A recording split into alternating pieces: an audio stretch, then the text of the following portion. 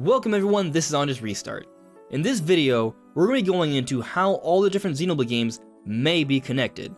This will include Xenoblade Chronicles 1, Xenoblade Chronicles X, Xenoblade Chronicles 2, Torna the Golden Country, an expansion to Xenoblade Chronicles 2, and also the epilogue story for Xenoblade Chronicles Definitive Edition, Future Connected.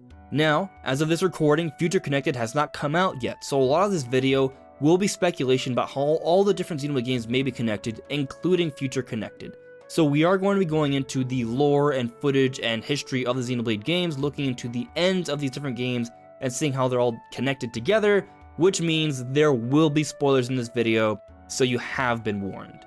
But without any further delay, let's get started. So first we need to talk about the first Xenoblade game, the original Xenoblade Chronicles. Xenoblade Chronicles starts off with two giant titans fighting each other, the Bionis and the Mechonis.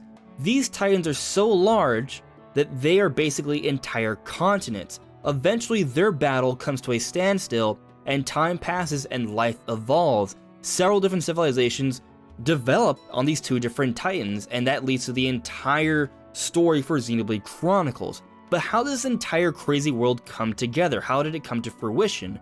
Well, towards the end of Xenoblade Chronicles, it is explained. You see, the big bad god Zanza actually at one point in time was named Klaus, and he was a scientist. And in space during this big battle orbiting the Earth, he was putting together the final steps for an experiment where he realized or came to the discovery that he could connect to many different universes, many different worlds. And in order to change the world for the better in his own way, he went ahead and pushed forward with this experiment, which created a whole new universe, or perhaps many different universes, and ended the current one that they were in. And this event created the world, which is what led part of Klaus to becoming the god Zanza in Xenoblade Chronicles. Now this big event I think is very important for the entire Xenoblade series because it created multiple different worlds, and this is what I think mainly connects every different Xenoblade game, but there are other ways that the series is connected. Perhaps the one game that is the least connected to all the other different Xenoblade games is Xenoblade Chronicles X. In the beginning of Xenoblade Chronicles X, we actually see something that appears to be similar to what happened in Xenoblade Chronicles 1. We see a great battle taking place above the Earth, and ultimately the Earth comes to a demise, and that definitely sounds very similar to what happened in Xenoblade Chronicles 1, but it's not quite the same. In the case of Xenoblade X, it's actually two different alien races that are battling it out around the Earth as its battlefield, which leads to the destruction of the Earth. Before the Earth is entirely destroyed, several different arcs housing people are sent out all throughout the universe to maintain and sustain human civilization and life, and that's what leads to the events of Xenoblade Chronicles X. You see, that event is not entirely the same as what happened in Xenoblade Chronicles 1, because in Xenoblade Chronicles 1, the war that's going on seems to be between different factions of humans on Earth as opposed to the whole alien battle that's going on in X. So it seems like it's actually two different situations. So then how is Xenoblade X connected to the rest of the series? Well, in terms of gameplay and scope, it has all that. Just like all the other Xenoblade games, you have the real-time combat with the arts and these giant worlds to explore, along with the different interesting characters, including the Nopon. But in terms of story, there does not appear to be a very clear-cut link. However, there are some motifs that hold throughout the entire Xenoblade series, including X. One common motif that we see throughout the entire series is this motif of protecting the land you're from, the home you're from, or having to escape from it and letting it be destroyed and then finding a new land to live and prosper. We see that throughout all the different Xenoblade games. In Xenoblade 1, the Earth was destroyed, then they lived on the Bionis, they had to defend and protect that, and then eventually they move on to something else. With X, the Earth is also destroyed, but there are some arcs that go throughout the universe finding new homes for human civilization, one of them being the White Whale. It lands on Mira, and Mira appears to be a very special land that allows the people to find a way to live even though they don't actually have their normal original bodies. The point is that there's a very big theme of finding a way to live on and push towards the future, and finding a new home to live when your prior one was destroyed even though you tried your best to protect it. But besides themes and motifs and actual gameplay, is there any other connection to X and the rest of the series? Well, there is one theory going around that is somewhat believed, and I think it may very well be the case. Basically, the great event that happened in Xenoblade 1 where Klaus conducted the experiment and created a whole new universe, it didn't just create one new universe, it created many. and it had so many different ramifications for many different parallel universal worlds, and one of them is Xenoblade X. The universe of X pretty much has to be an entirely different world because what happened in it is somewhat different from the other one, Xenoblade 1. In Xenoblade 1, the Earth was destroyed by this great experiment from Klaus that created a whole bunch of other different universes, and perhaps one of those other universes is X, where there is also an Earth, but the Earth is actually destroyed in a different way, and it's destroyed by two different alien races using Earth as a battlefield. So it may be the case that this one event that Klaus created with his experiment that created a whole bunch of different other universes will have ramifications throughout the entire Xenoblade series, because we could be seeing different Xenoblade stories forever on moving forward, where it's just another parallel universe that was created from that initial event where Klaus had the experiment. I think that's probably our best bet in terms of connecting Xenoblade X with the rest of the series. If you guys have any other ideas, of course, share them in the comments below. But now let's move on to Xenoblade Chronicles 2, where the connections are a bit more clear.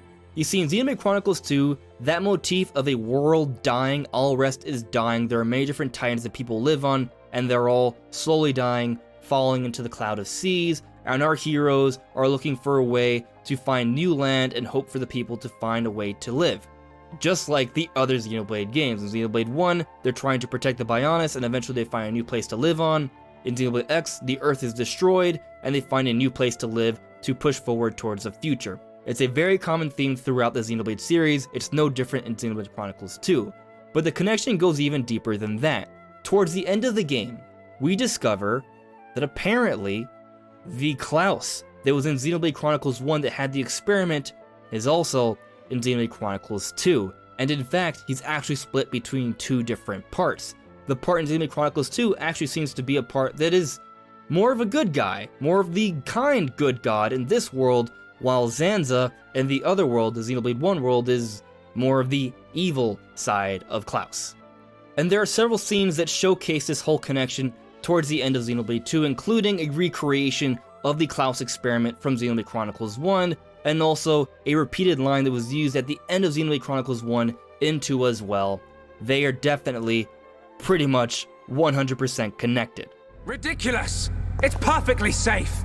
We are about to bear witness to the birth of a universe! It's perfectly safe. We are about to bear witness to the birth of a universe! There isn't really much debate about Xenoblade Chronicles 2 being another half to Xenoblade Chronicles 1.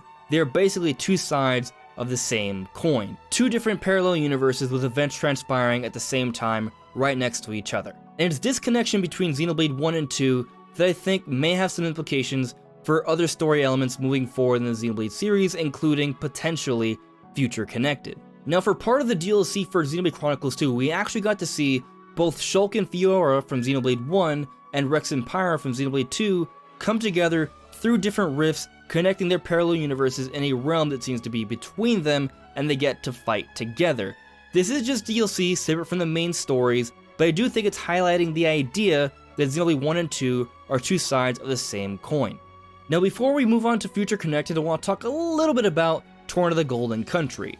Now, from what I understand, I don't think there's anything really groundbreaking about what happened in Torna the Golden Country that could tell us a bit more about how all the different Xenoblade games are connected, but that whole idea of a world being destroyed and finding a way to protect it and moving on towards the future is entirely the same in Torna the Golden Country. They try their best to protect Torna, but it is a tragedy, and Torna is destroyed, just like the Earths, just like the Bionis. They are all eventually destroyed, but they do move towards the future. Torna the Golden Country is a prologue to Xenoblade Chronicles 2, so it sort of explains the events that happened before Xenoblade Chronicles 2, where they have a better future and a better hope to find a way to push forward in the world of Xenoblade. And now, on to the speculation on what exactly is going on with Future Connected and how it connects everything. And really, that's what I sort of think is being hinted at here with the name, Future Connected. I think there's definitely some sort of clear hint here about connecting something. What exactly is being connected with Future Connected? We don't know yet, but I definitely have some ideas. When we take a look at the trailer, we see actual portals being created in the trailer, almost like rifts, kind of like what we saw when both Shulk and Fiora and Rex and Pyra fell into the same realm together in the DLC. It almost seems like the connection between the world of Xenoblade Chronicles 1 and some other parallel universe may be becoming stronger, perhaps the world of Xenoblade Chronicles 2. Even without the DLC, there was at least one rift that we saw, and that was with the half of Klaus. Half of him was elsewhere, and it was this sort of bluey, darkish mesh that definitely looked otherworldly or some sort of potential rift to another universe. We are seeing these creatures fall through these little universal rifts, I'm assuming, and I think that definitely is implying some sort of connection to somewhere else. Now, for the future part of the title, I do think that's also suggesting something else. First of all, Shulk in Xenoblade Chronicles 1 has the ability to see into the future, so the title could be a play on that. But also, there is this big theme of fighting for the future, pushing forward in all the different Xenoblade games, so I think the title also somehow is connecting that idea as well. But there's something else I noticed that's very interesting. Future Connected is an epilogue story, meaning the epilogue story will take place as an epilogue after the events of Xenoblade Chronicles 1. And what that tells me is that the world of Future Connected will take place with a fallen Bionis. The Bionis will not be in its full structure as it is when you play throughout the adventure in Xenoblade Chronicles 1. It will be fallen, so it will be a different terrain, and that it could explain what we sort of see in the trailer. Both Shulk and Melia see this capsule that they need to get to. They think there may be people, and they need to sort of explore the Bionis shoulder, but it's implied that the way they can get there is not the typical way they would have gotten there. Which makes sense because the Bionis is in ruins at the end of Xenoblade Chronicles 1, and this is an epilogue story that takes place after the events of Xenoblade Chronicles 1. Now, there's one other potential connection that I've noticed, but I do not feel that confident about this one. At the end of the day, a lot of this is speculation, but this part might also create another connection to Xenoblade Chronicles X. You see, in Xenoblade Chronicles X, you are searching for different capsules of different humans who fell out during the crash when the White Whale was landing on Mira, but also they are looking for the life core that houses all the rest of the humans and the DNA and the data for all the humans, and there is this giant capsule that apparently Shulk and Melia are looking for on the Bionis shoulder. Could it be related? Is it a similar idea to the capsules that they are looking for in Xenoblade Chronicles X? Perhaps. And that could potentially be another connection between X and the rest of the Xenoblade series.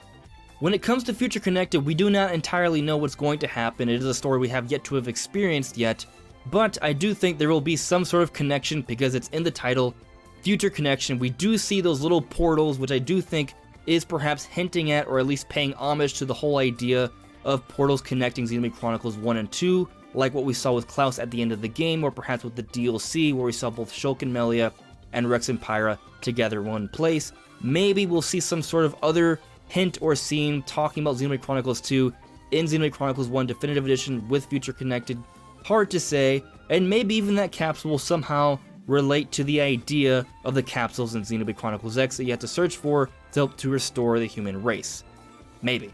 But really what I think connects all the different Xenoblade games is that one big great event where the entire universe ended and a whole bunch of other universes were created by Klaus. I think by having all these different universes, essentially the Monolith team can create as many different stories as they want and have them all have some sort of subtle connection to the other. And that's how all the different Xenoblade games may be connected. A lot of this is speculation and theory. The one clear thing I would say is that there was that big event with Klaus where all the different universes were created, and Xenoblade Chronicles 1 and 2 are very clearly connected, but everything else is sort of up in the air and definitely for debate. So if you have any sort of ideas, let me know in the comments below. I would love to sort of see what you guys think in terms of how all these different Xenoblade games are connected, and I can't wait to see what Future Connected will tell us about the rest of the Xenoblade story.